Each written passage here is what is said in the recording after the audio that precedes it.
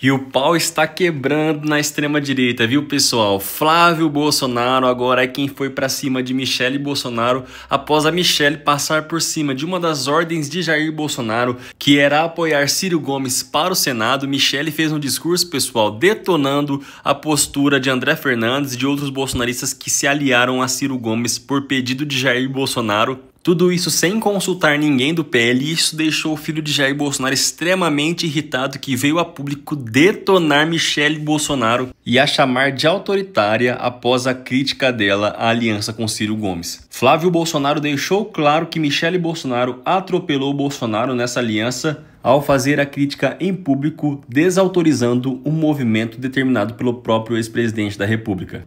E me chama a atenção o fundo do poço que está Ciro Gomes nesse momento, tendo que se aliar ao bolsonarismo, passar por toda essa humilhação, sendo atacado em público por Michele Bolsonaro e outros bolsonaristas, mas tendo que ficar de cabeça baixa para poder representar o bolsonarismo, pedir votos dos bolsonaristas em 2026. Que fazem, Ciro Gomes? Que fundo do poço que o senhor chegou? Vai deixando sua opinião aqui abaixo sobre o que você acha, pessoal. E após as manifestações de ontem floparem, os bolsonaristas abandonarem Jair Bolsonaro, as ruas esvaziarem num ato ontem pró-anistia, Eduardo Bolsonaro se indignou e foi para as redes sociais dizer que eles não estão perdendo, eles estão vencendo e, aliás, o governo do presidente Lula, segundo ele, não está dando certo. O cara está surtado, pessoal, e não aceita o fim do bolsonarismo, que os apoiadores que restaram para ele e para o pai dele não somam mais nada, não fazem diferença alguma. Vejamos aqui o surto do Banana. Vai deixando seu like, se inscreva, compartilhe o vídeo. Você nunca vai ganhar essa guerra. Na verdade, o buraco ele é muito mais embaixo. Ele é muito mais na base. Esse governo não dá certo por conta de uma questão de valores. Como é que é? Esse governo não dá certo? Ai, cada uma que a gente tem que ouvir. De certo, para esse cidadão, um governo que deu super certo foi o governo do pai dele, que afundou o Brasil no caos econômico, que entregou para o presidente Lula um país destroçado, mas para Eduardo Bolsonaro, o governo que não está dando certo é o governo do presidente Lula, cujo governo gerou mais de 4,4 milhões de empregos formais em nosso país, cujo governo registrou a menor inflação desde o Plano Real, aliás, uma inflação muito menor do que a gerada por Jair Bolsonaro em seu governo. Se você reparar no gráfico aqui, ó, olha só, teve um aumento bem grande durante a gestão de Jair Bolsonaro e agora uma redução drástica durante o governo do presidente Lula. E com o governo mais uma vez tirando o Brasil do mapa da fome. Após mais de uma década, o Brasil voltando a deixar o mapa da fome. Tudo isso graças à grande gestão do presidente Lula. Então Eduardo Bolsonaro pode aparecer desesperado quantas vezes quiser, os internautas vão continuar tirando sarro do abandono que seu pai está sofrendo, do flop das ruas, de você estar isolado nos Estados Unidos e não poder fazer nada. A verdade é uma só, a maior parte da população brasileira que apoiava Jair Bolsonaro já não apoia mais. Só restou uma mixaria de gados mais radicais que felizmente não fazem diferença nenhuma nas urnas. E os internautas resgataram essa postagem de Eduardo Bolsonaro, desse canalha que fica vitimizando o pai. Ele escreveu isso no dia que o neto do presidente Lula faleceu e o presidente Lula foi para o enterro. E agora, 6 anos depois, aparece choramingando e tentando vitimizar o pai, dizendo que o pai não pode ficar preso na prisão preventiva da Polícia Federal. Só que o mundo dá voltas, né, Eduardo Bolsonaro? Então não adianta você vir agora com esse larápio do seu pai em voga, posando de coitado. Ele vai pagar pelos crimes que cometeu. O que vocês acham, pessoal? Vai deixando sua opinião aqui abaixo, seu like no vídeo, preciso do seu apoio. Curte muito aí para nos ajudar. Se inscreva no canal se for novo aqui.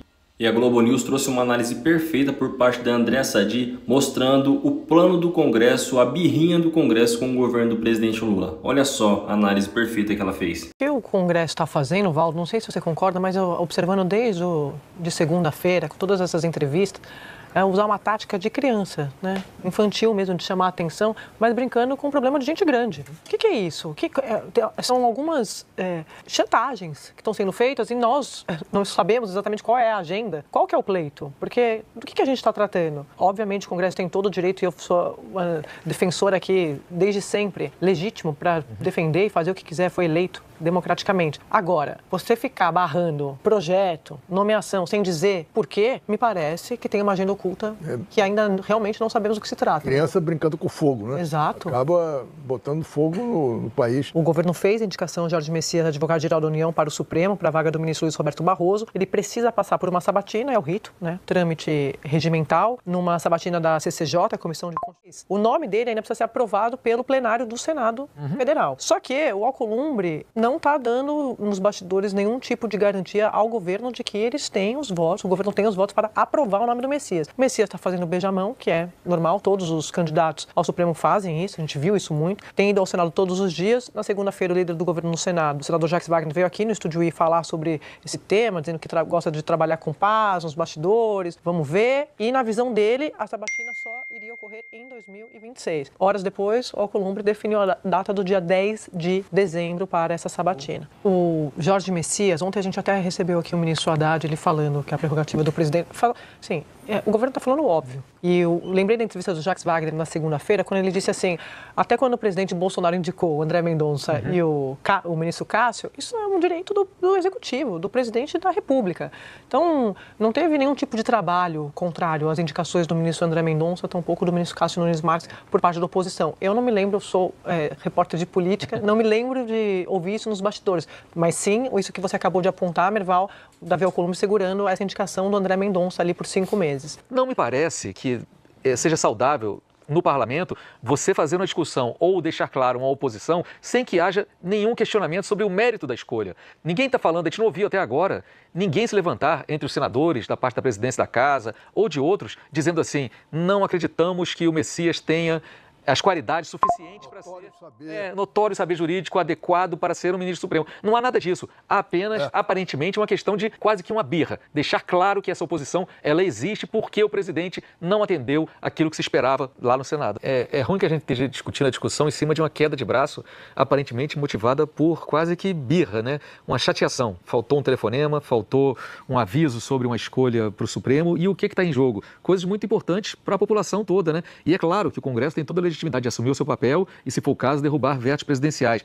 Mas estava claro na eleição desses que agora ameaçam derrubar os vetos, notadamente numa lei, num projeto que está sendo debatido pouquíssimos dias depois da COP30 e que diz respeito diretamente a questões ligadas ao desenvolvimento sustentável, mas não apenas isso, ao patrimônio histórico do país, né? A Miriam Leitão lembrava mais cedo aqui na Globo News mesmo que se estivesse em vigor do jeito que esse pessoal que está querendo derrubar os vetos pretende essa legislação, por exemplo, um bem importante, histórico para o nosso patrimônio, como o Cais do Valongo, aqui no Rio de Janeiro, que ajuda a registrar e documentar a história do país que mais recebeu escravizados da África, talvez não pudesse ser contada. Por quê? Porque na hora de fazer uma obra ali, quando nas escavações fossem descobertos ali, restos arqueológicos que mereceriam que se parasse as obras e tudo mais, quem estivesse fazendo aquela obra ali estaria desobrigado de chamar ajudas de arqueólogos, de historiadores, para analisar com mais vagar, com mais profundidade. E eu estou falando só de um ponto muito pequenininho, que diz respeito a patrimônio histórico. Não estou nem falando de tudo aquilo que os ambientalistas, mas não apenas eles, aqueles que se preocupam com o desenvolvimento sustentável, aquele setor do agro brasileiro que é preocupado também na agricultura e na agropecuária contemporânea, moderna, também se preocupam. Há vários atropelos aí nessa legislação que podem fazer, na verdade, o Brasil retroceder.